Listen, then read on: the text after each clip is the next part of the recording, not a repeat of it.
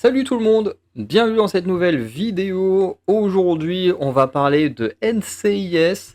Donc voilà, on va faire un petit bilan de NCIS Enquête spéciale saison 22, de NCIS Sydney saison 2 et de NCIS Origins saison 1. D'ailleurs, il est bon de préciser que toutes ces séries ont été renouvelées.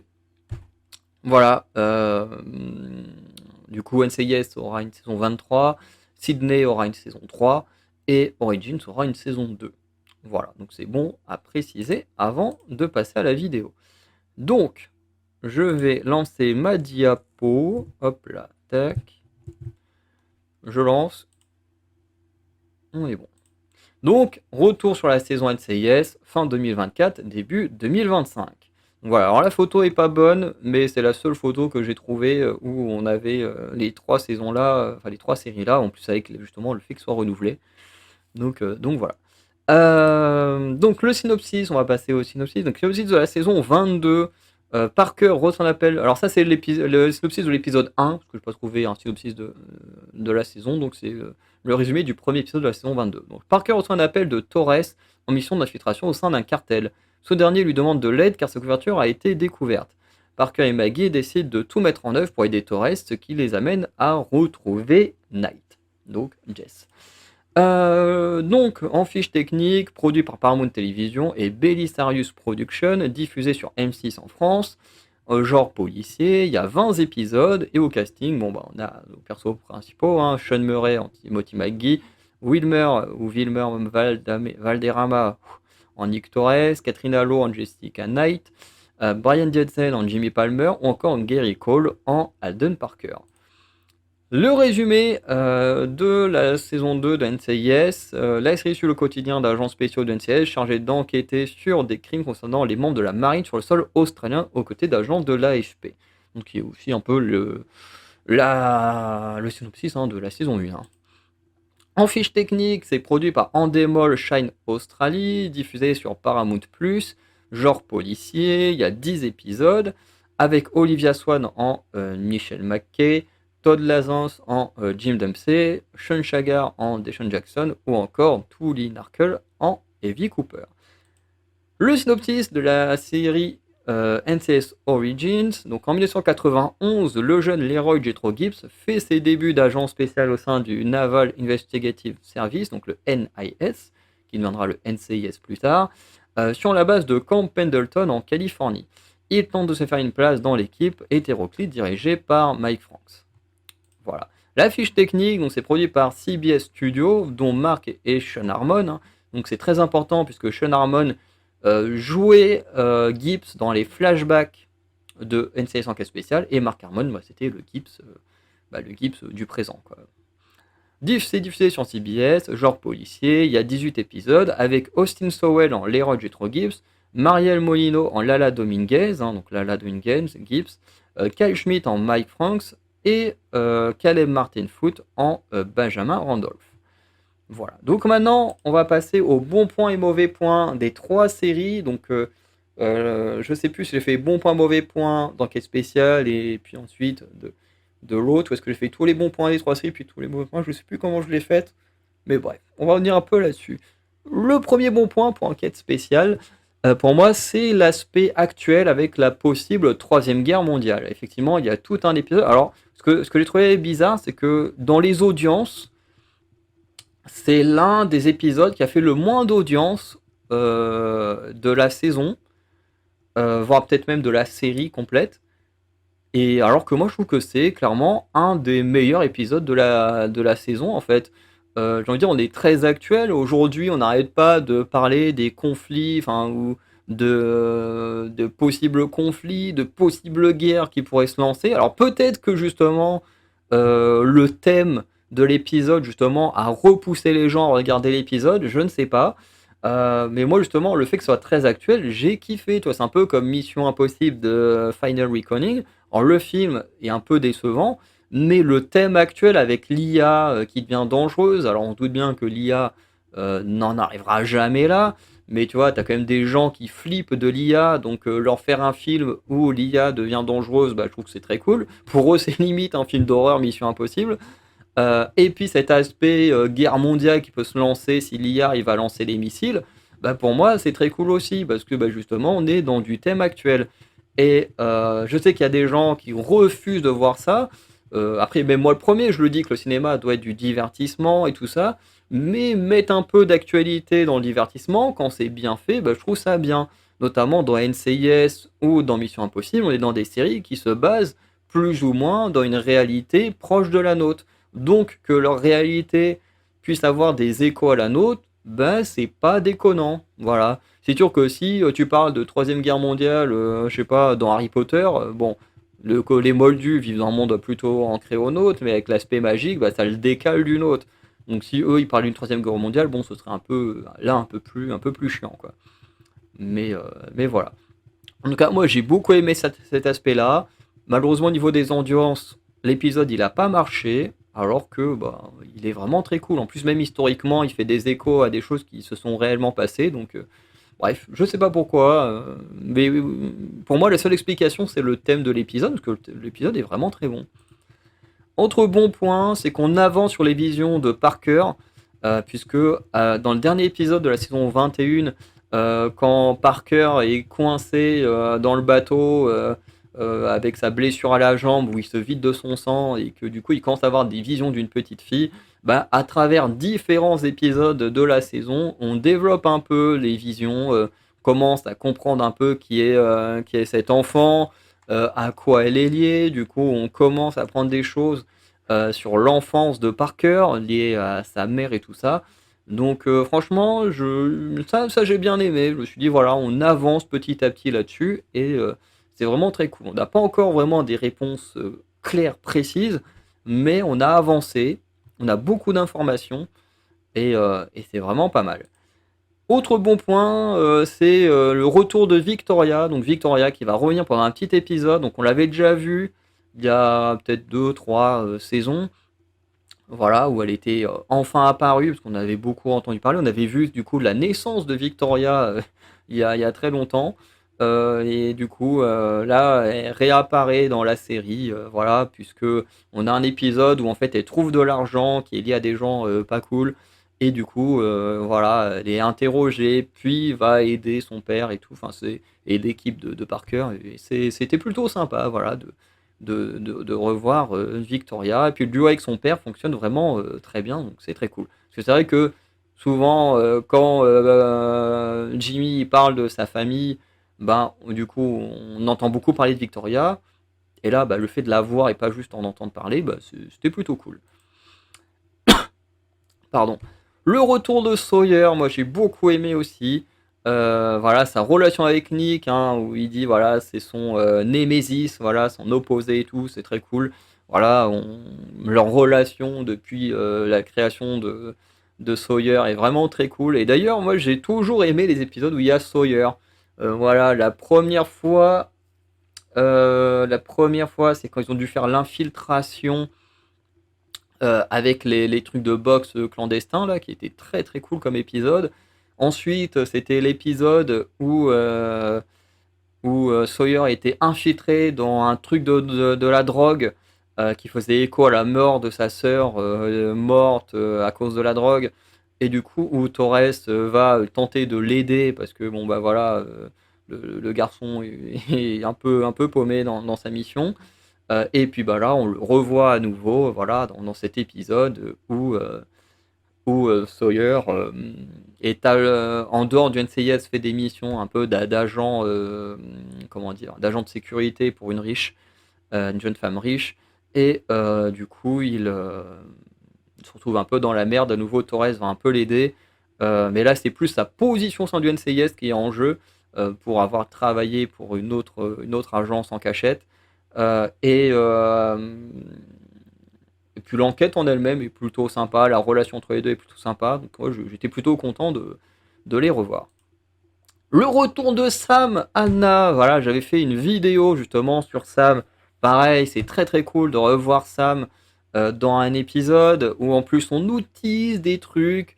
Ça, alors j'espère qu'ils feront des choses parce que nous teaser des choses sans rien faire, j'aurais envie de dire, vous êtes des salopards. Si vous faites quelque chose avec, ben vous serez les meilleurs au monde. Voilà. Alors même si ça fait quand même longtemps qu'on demande aussi d'avoir des choses concernant Hawaï et la Nouvelle-Orléans. Bon, ils ont ramené Sam, c'est très cool, hein, parce que Sam fait écho à la fois à Hawaï et à, euh, à Los Angeles, même si là, de la façon, enfin, les infos qu'il nous donne sont liées uniquement à Los Angeles, il nous apprend que Kalen et Anna Kolchek sont devenus parents, je crois d'un petit garçon, enfin bref, dans tous les cas, ils sont devenus parents. On apprend aussi que Eti est dans des affaires un peu cheloues, voilà, où il va tenter d'aller l'aider avant de reprendre son poste au sein du NCIS. Donc, est-ce qu'on aura une saison 15 de NCIS Los Angeles? Voilà, pour conclure l'arc comme il faut. Voilà, et pas nous laisser sur un suspense à la con. Voilà, parce que vraiment, la fin de Los Angeles avait été rushée à mort, donc j'espère qu'on va avoir un meilleur truc. Voilà, et pourquoi pas un petit flashback du sauvetage de Eti, quoi. Voilà, parce que comme apparemment Eti est à nouveau dans la merde, s'ils doivent aller la sauver, imaginons qu'on le fasse une saison 15, qu'ils doivent aller la sauver, bah pourquoi pas faire des petits flashbacks en faisant écho au sauvetage dirigé par Nell. C'est vraiment très cool. En tout cas, le retour de Sam, rien que là, ça faisait plaisir.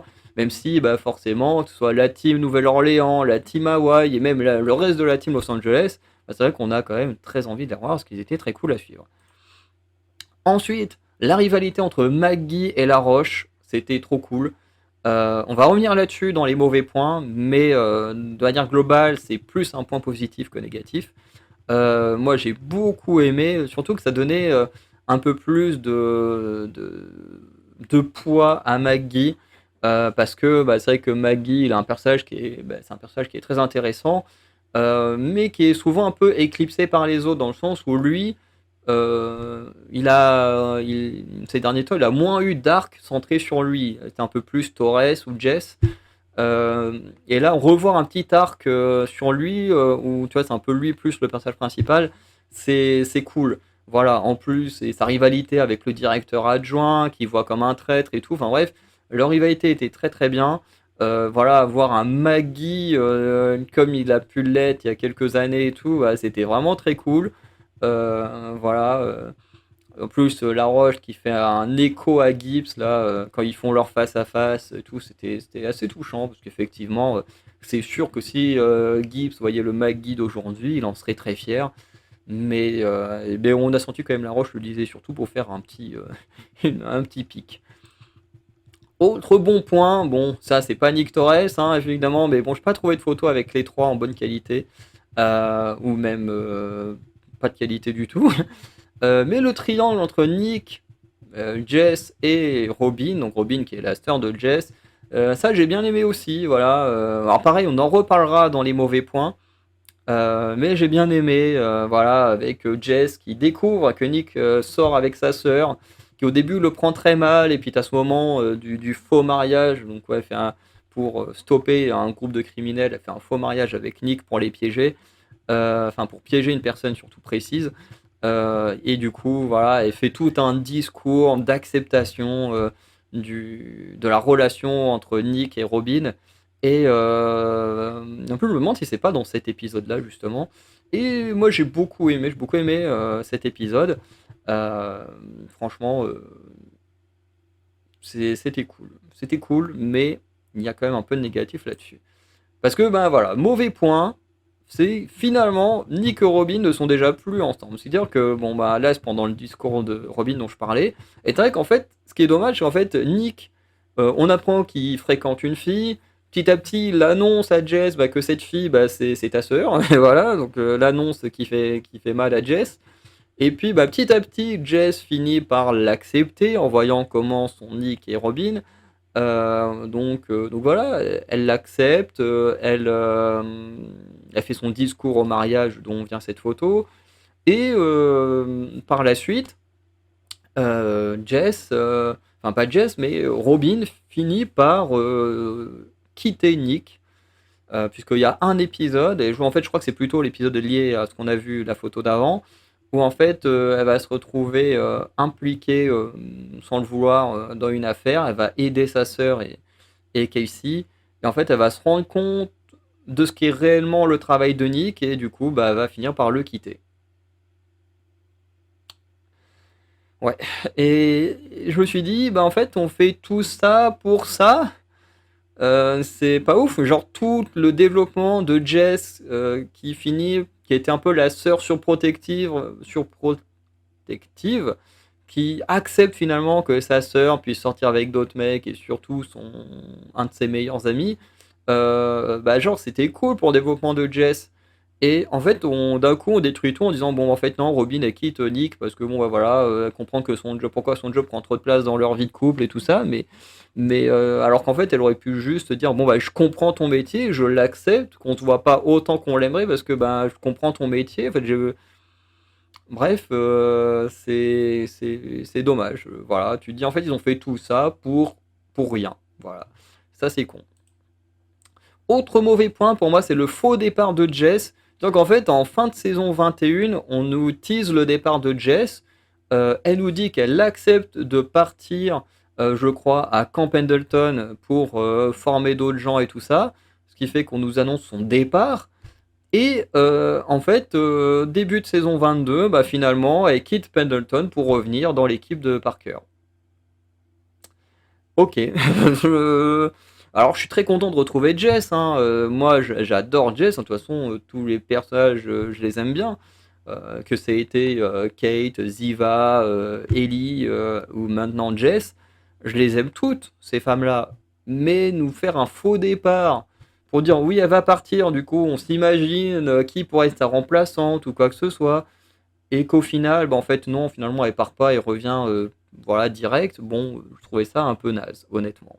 Voilà. Je trouvais que c'était quand même de la paresse d'écriture. Ou peut-être que les fans étaient tellement pas contents du départ de Jess que finalement ils se sont dit, bon, on va trouver la faire revenir direct. Je sais pas, mais scénaristiquement, je pas trouvé ça ouf, quoi. Surtout que bah, par rapport à l'idée du plan de Jess, bah, le fait de partir à Pendleton, former des gens, c'est donner un rôle plus important, donc ça allait dans le sens de son plan en fait. Que là, bah, t'as l'impression qu'elle rétropédale en revenant dans l'équipe, enfin, c'est un peu bizarre. Autre mauvais point pour moi, l'histoire de la taupe qu'on a au début et à la fin. C'est-à-dire que la série a fait à peu près 20 épisodes de mémoire, un truc comme ça, 18 ou 20. Et en fait, le truc, c'est que dans le premier épisode, on te tease que t'as une taupe. Peut-être épisode 4, 5, t'as Maggie voilà, qui est en mode voilà, je continue d'enquêter sur la roche. Et ensuite, ben, la taupe, on n'en reparle que dans les 3, 4 derniers épisodes. Et encore une fois, dans une série qui en fait presque 20. C'est-à-dire que dans une série de presque 20 épisodes, t'as une taupe dans le NCIS, on s'y intéresse que dans 3, 4 épisodes. Pour moi, c'est un mauvais point. Même si, tu vois, les enquêtes vont pas forcément là-dessus, mais que tu places de temps en temps des petits trucs en mode oui, bah attends, on continue de rechercher un peu qui est la taupe. Ça aurait été bien que là, bon, c'est un peu. Bah, je trouvais que c'était, pour moi, c'est plutôt un mauvais point de pas s'y intéresser tant que ça. Tu vois, par exemple, dans Los Angeles, quand il y avait la taupe, bon, ben, on s'y intéresse quand même assez régulièrement. Certes, on ne fait pas toujours avancer le truc, mais tu as souvent un petit dialogue pour le mentionner ou quelque chose comme ça. Par exemple, là, j'ai revu les épisodes de la mort de Michel. Bah voilà, avant de se demander, enfin de savoir qui est vraiment le coupable du kidnapping de Michel, bah ils réfléchissent, est-ce que c'est pas la taupe, machin. Enfin tu vois, il y a toujours un petit dialogue pour rappeler que voilà, il y a quelqu'un qui est là ou qui est peut-être encore là, qui fout la merde quoi. Bref. On passe maintenant à Sydney. Donc Sydney, le premier bon point. Donc le premier épisode, pour moi, qui connecte direct avec le précédent. Donc ça, c'est un truc que fait souvent NCIS, c'est que la fin d'une série est un peu en mode fin à suspense et on reprend direct après. Donc voilà, donc là on a la suite directe avec des conséquences, notamment Gigi et Maki qui sont mises à pied, Jackson qui devient chef d'équipe en attendant leur retour et tout. Enfin bref, premier épisode vraiment très très cool, moi j'ai vraiment kiffé. Ensuite, la relation entre Jackson et Evie, notamment sur le bateau pirate avec les anciens marines, qui se développe toujours de plus en plus. Hein. Ce serait pas étonnant qu'à un moment donné, ils finissent tous les deux en couple, parce que vraiment, on développe leur relation de manière très très cool. Et, euh, et voilà, donc Comme j'ai mis, on a la scène sur le bateau pirate où ils vont y aller pour essayer de stopper des criminels, et notamment Evie, en combattant un, va tomber à l'eau, sauf qu'elle ne sait pas nager. Donc voilà, Sean en grand chevalier blanc va essayer de la sauver et tout ça. C'était marrant. Pareil, leur relation avec les anciens marines, quand ils doivent aller sur une île, voilà, où il y a une histoire, une histoire ancienne qui remonte à la surface et qui doivent stopper un criminel, et que là tu as des anciens marines qui crachent sur Jackson parce qu'il a abandonné un truc dans les forces spéciales ou je sais plus quoi. Bref. Du coup, Evie est là pour le soutenir. Donc leur relation, elle est très cool. Moi, j'aime bien suivre leur relation. Autre bon point, l'épisode avec l'espion qui a été très cool. Voilà, puisqu'il y a un épisode avec un espion lié aux histoires russes et tout ça. Et du coup, t'as déjà la relation entre Roy et Jackson qui est plutôt cool parce que Jackson est persuadé que l'espion cache des choses et tout ça, est coupable de quelque chose. Et Roy, comme c'est son ami, bah lui, il est totalement opposé aux idées de Jackson et tout ça.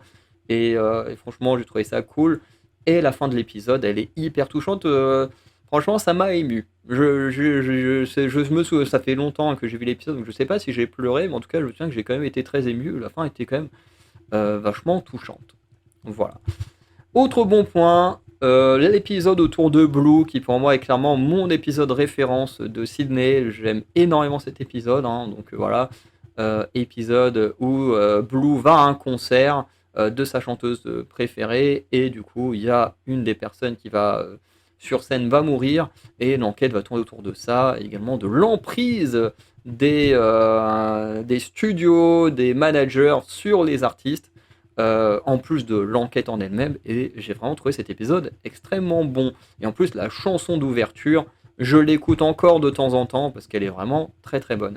Voilà, donc épisode pour moi qui est actuellement mon épisode préféré de NCIS Sydney.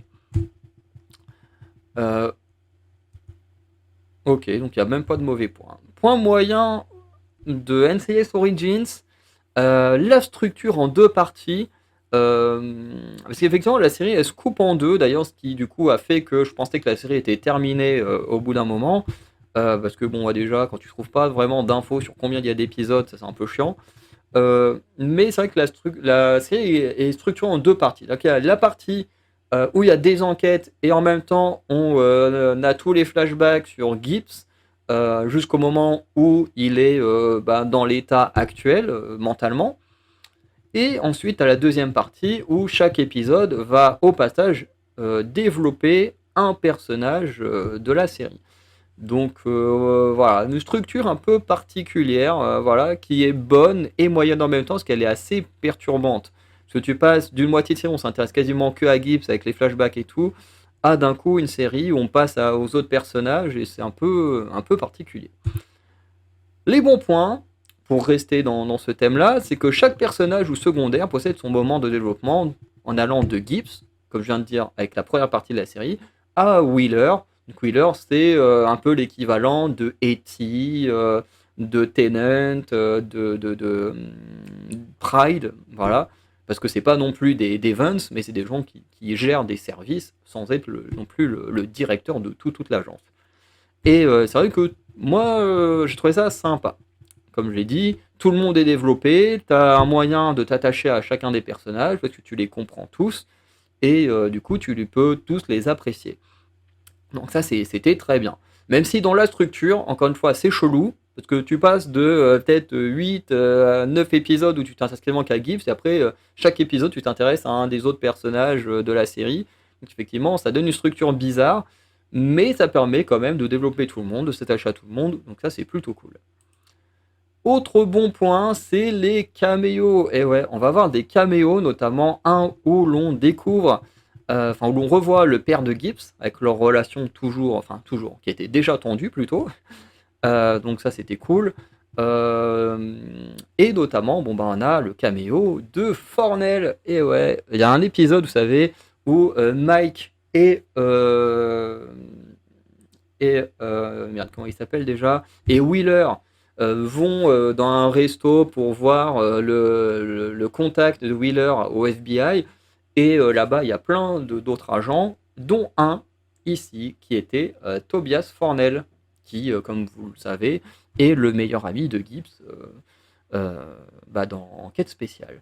Donc c'était cool. Moi, j'avais pas fait attention, jusqu'à il y a pas longtemps, je suis tombé sur une vidéo que j'avais partagée en story Instagram, où en fait ça montrait les personnages en NCS Enquête spéciale et comment ils sont dans Origins. Et du coup, on avait forcément Gibbs, on avait Mike Frank, on avait Jackson Gibbs, et on avait Vera Strickland. Je me souviens même plus qu'elle avait été là. Et surtout, à un moment donné, la plus grosse surprise, c'est Tobias. Fait quoi? Forcément, il y avait Diane, hein, voilà, qu'on découvre là. Euh, Bref, c'est très cool. Autre bon point, les personnages sont bien respectés par rapport à leur version dans Enquête spéciale, notamment pour Gibbs et Franks.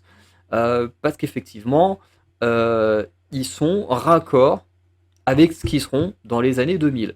Et ça, je trouve ça très bien, parce qu'il y a beaucoup de séries télé qui, en avançant dans le temps, ou pas, en faisant des spin-offs ou des trucs, veut tellement s'ancrer dans l'époque woke. Encore une fois, c'est pas grave l'époque woke, hein. Il y a des bons films qui sont sortis pendant cette époque-là, hein.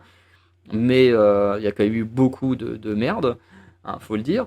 Mais là, c'est vrai que ça fait peur quand on te dit, on va faire une série Origins qui se passe dans les années 90, où on va s'intéresser au passé de Gibbs. Alors Gibbs, encore, ça va, parce que Gibbs, c'est un personnage un peu macho, mais qui quand même, au sein d'Enquête spéciale, va évoluer au contact de toutes ces femmes fortes, hein, qui vont lui tenir tête. Alors que Mike Franks, dans Enquête spéciale, voilà, c'est un mec d'une autre époque, qui est vraiment un gros macho, qui sera toujours un gros macho. Alors certes, de temps en temps, va aider d'autres gens, dont des femmes, hein, comme Jenny, mais qui restera toujours un gros macho. Et tu te dis, on va quand même faire une série où l'un des personnages principaux est un gros macho en 2024, 2025. Tu te dis, est-ce qu'ils vont vraiment avoir les couilles de faire ça? Et ils l'ont fait. Donc vraiment, bravo Paramount, parce que le personnage de Mike Franks, en faire une sorte de héros. Bon, le mec, il est pas méchant, mais c'est vrai que quand on est dans une époque où on te fait passer tous les hommes pour des gros débiles et on te dit que toutes les femmes sont parfaites, avoir un de tes personnages qui est un gros macho, c'est... Tu te dis, est-ce qu'ils vont vraiment le faire correctement? Et ils l'ont fait, et c'était très très bien. Moi, j'ai vraiment beaucoup aimé Mike Franks. Voilà, surtout l'histoire avec sa femme et tout, là, qui a été violée, qui recherche le violeur et tout, là, c'était génial. Autre bon point, mon personnage de référence de la série, alors ce n'est pas celui de la photo, j'ai pas réussi à trouver une photo, j'aurais peut-être dû prendre une capture d'écran, voilà, mais bon. C'est l'épisode, alors c'est pas vraiment l'épisode, c'est vraiment un passage précis que je trouve que pour moi est le meilleur passage de la série. C'est dans un flashback où Gibbs est en train de harceler les secrétaires de Franks, où il se ramène chez lui, et t'as Gibbs qui est totalement détruit, qui est déjà qui a les vrais effets, hein, du stress post-traumatique, de la mort de sa femme et sa fille, qui vraiment le mec il est détruit mentalement. Et puis voilà, tu vois que Mike, malgré son côté brut, macho, il a aussi un cœur, il a aussi une sensibilité, et qui va réconforter Gibbs et tout. Et la scène, elle est magnifique. Moi, je la trouve hyper émouvante, hyper forte. Voilà, juste la phrase de Gibbs qui dit moi, je peux pas vivre en sachant que l'homme qui a tué ma femme et ma fille est encore en vie. Enfin, la phrase, elle est super forte. Enfin, franchement, le passage, il est incroyable.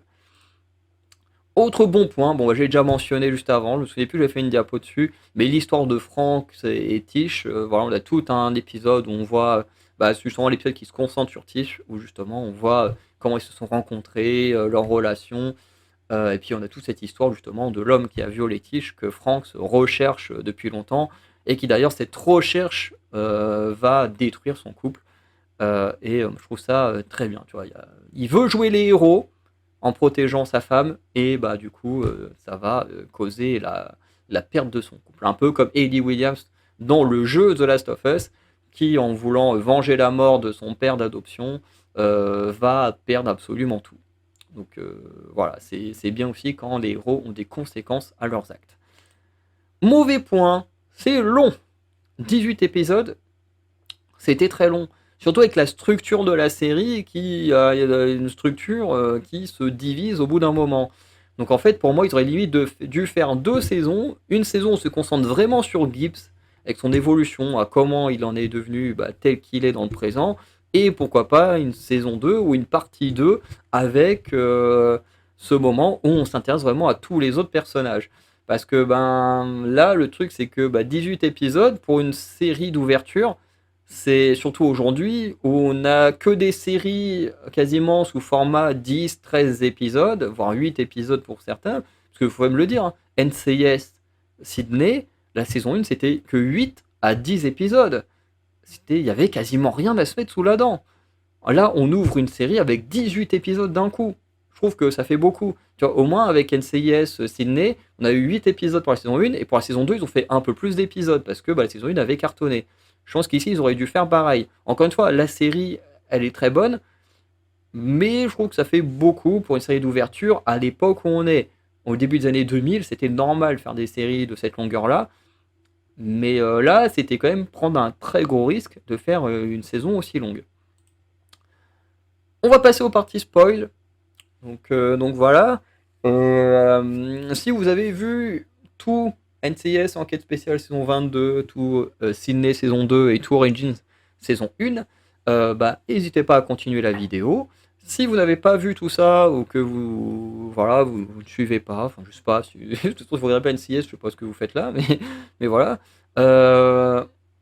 En tout cas, arrêtez la vidéo là si vous ne voulez pas être spoilé. Voilà. Bon, en tout cas, ce sont des très très bonnes séries, hein, que ce soit les 3, malgré les défauts que je mets en avant. Vous pouvez être sûr que en début d'année prochaine, ces 3-là seront dans le top des séries de 2025. Enfin, pas toutes, parce que NCS 22 a commencé en 2024 et Origins aussi. Donc elles sont plus considérées comme des séries de 2024, ou en tout cas NCS Sydney, c'est sûr qu'elle sera dans le top. Voilà. Parce que c'est vrai que là, on a quand même sur les 3 séries dont je parle, on a quand même 2 qui ont débuté en 2024, fini en 2025. Donc c'est quand même des cas un peu à part. Mais Sydney a bien débuté en 2025, donc elle sera dans le top des séries 2025. Mais ça n'empêche pas que c'est les saisons Origins et Enquête spéciale dont on parle là étaient déjà dans le top de 2024. Donc ce sont vraiment quand même des très très bonnes séries. Mais après, je suis pas objectif, NCIS pour moi c'est le meilleur univers de séries que j'ai suivi. Voilà. Donc, n'hésitez pas à liker, vous abonner, à laisser un petit commentaire. Et on se dit à très bientôt. Et pour ceux qui n'ont pas peur d'être spoilés ou qui ont vu ces 3 séries-là en entière, on continue. Ah oui, c'est pour ça, oui, c'était pour les épisodes finaux. Oui, effectivement, il y a les épisodes finaux qui spoilent à mort. Mais qui pour moi sont des très bons points, les épisodes finaux, puisque pour enquête spéciale, on va terminer sur la mort de Roman Parker, qui est un personnage assez intéressant, parce que Roman Parker avait une relation assez compliquée avec son fils. Et qui petit à petit dans cette saison 22 va se rabibocher avec son fils, va accepter de raconter des choses autour de sa femme, autour de son enfant, de Parker, enfin de plein de choses qui sont passées, voilà. Et c'est plutôt cool. Et bon, l'épisode final était assez cool aussi, hein, voilà, avec la track je crois que c'est Carla qu'elle s'appelle, un truc comme ça, Carla, Clara, oh je sais plus. Voilà, et la fin, en fait, elle était prévisible. Moi, je l'avais pré-shot. Enfin, j'avais pré-shot, et en même temps, je savais pas s'ils allaient vraiment aller jusque-là. Parce que, en gros, on va l'appeler Carla, parce que je crois que c'est un nom comme ça. Euh, En gros, elle reproche à Parker que, en ayant enquêté sur elle il y a longtemps, et en ayant essayé de retourner son fils contre elle, ça a provoqué la mort de son fils. Et donc c'était assez logique que voilà, t'as tué mon fils, toi t'as pas d'enfant, donc je tue ton père. Parce que de toute façon ta mère elle est déjà morte, donc voilà, c'est une vie pour une vie. Pour moi ça paraissait logique. Après je me suis dit, est-ce que vraiment ils vont aller jusque là, à tuer le père de Parker? Et effectivement, la série elle se termine avec Parker qui rentre chez lui, qui retrouve son père mort dans son salon. Et ouais, on sent que Début de l'épisode, fin de la saison 23, le premier épisode, ça va être, à mon avis, très explosif. Parce que Parker, à mon avis, il laissera pas impuni la mort de son père. Donc j'ai très très hâte de voir la suite. Mais voilà, je pensais pas qu'ils iraient jusque-là. Pour moi, c'était la chose logique à faire. Ils l'ont fait et j'en suis très satisfait. Voilà. Donc on sait à peu près à quoi s'attendre pour le premier épisode de la saison 23. Mais je sens qu'on va kiffer parce que on va avoir un Parker comme on aimait à l'époque où Gibbs avait des coups durs, voilà, en mode vénère. Donc voilà. Le final de Sydney, ça va être pas mal. Enfin, c'était pas mal aussi et ça annonce des trucs très cool pour la suite. Déjà, l'épisode en lui-même était très cool avec la trahison du pote de McKay qui voilà, elle pensait avoir un super bon pote et tout. Et au final, elle s'est rendu compte que ce mec participait à des choses pas cool. Voilà, et l'épisode en lui-même est vraiment très bon. Et surtout, ce qui est cool, c'est la toute fin de l'épisode où, en fait, quand on a l'épisode du concert, Blue se cache des caméras, et en fait, on comprend pas trop pourquoi. Petit à petit, elle va discuter avec d'autres gens, et quand le médecin lui dit attends, mais Bluebird, c'est bien donc la chanson de la chanteuse, machin, enfin, voilà, et du coup, elle va dire oui, oui, machin. Et c'est vrai que bah, tu dis, c'est quand même pas crédible, quoi. Une meuf qui a le même âge que toi, voire est plus jeune, dont tu as le nom de sa chanson, bon, ça fonctionne pas. Donc tu dis, c'est que c'est un nom qu'elle a pris par la suite. C'est-à-dire qu'elle cache son vrai nom également. Et du coup, ça met plein de petits mystères autour du passé de Bluebird. Et quand, dans les derniers épisodes, on découvre qu'elle a été prise en photo et mise dans le journal parce que ben, un gars a pêché un gros truc dont elle était présente, bah, du coup, il y a des gens qui ont réussi à retrouver sa, sa localisation. Et on ne sait pas trop qui c'est. Enfin, je pense que ça doit être sa famille, hein. Mais voilà, on ne sait pas trop qui c'est, on ne sait pas trop ce qu'ils lui veulent.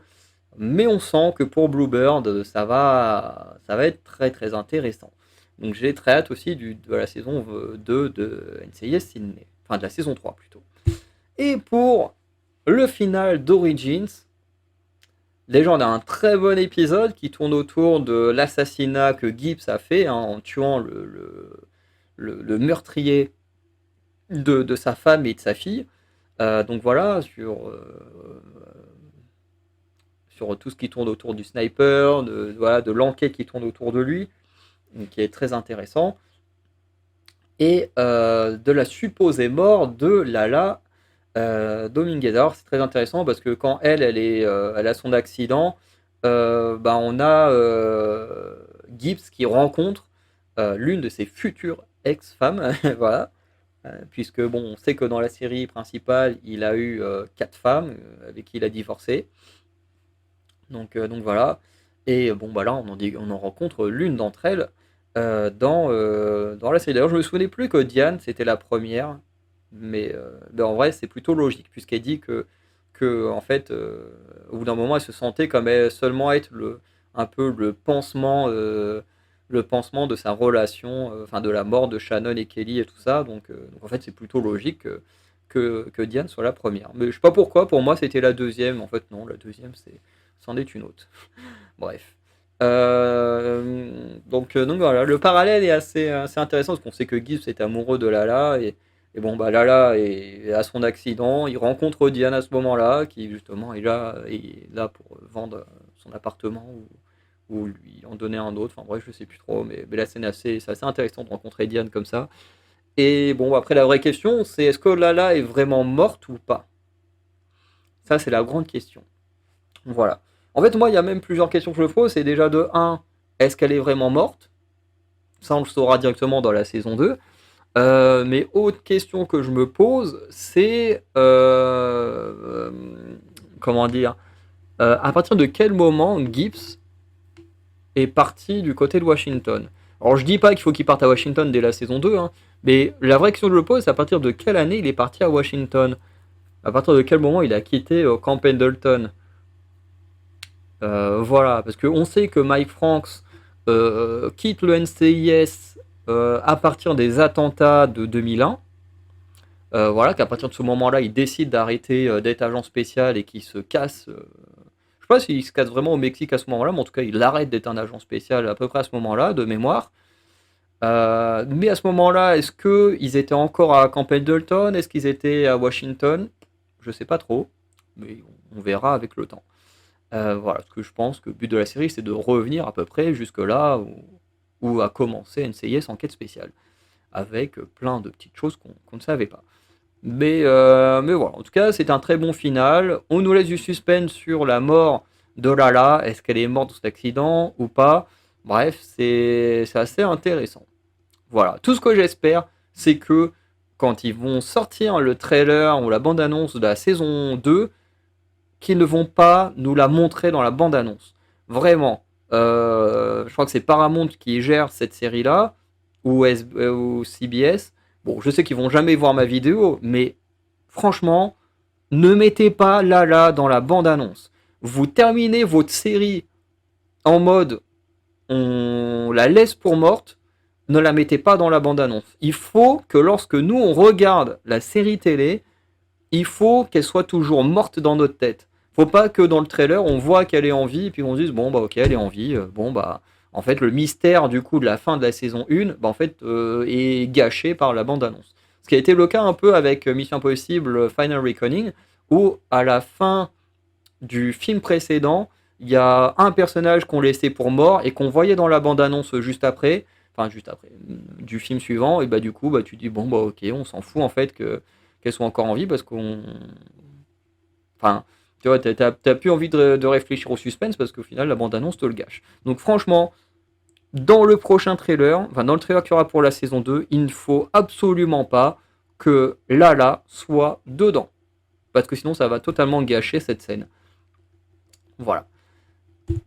Et on va pouvoir conclure, voilà, donc pour dire que bah, c'était génial, hein, voilà, pour moi NCIS, c'est toujours des valeurs sûres. Il y a eu quelques saisons un peu moins intéressantes, hein, je pense à la saison 14 de NCIS, voilà, qui était un peu en dessous, mais de manière générale, NCIS c'est quand même toujours très très cool.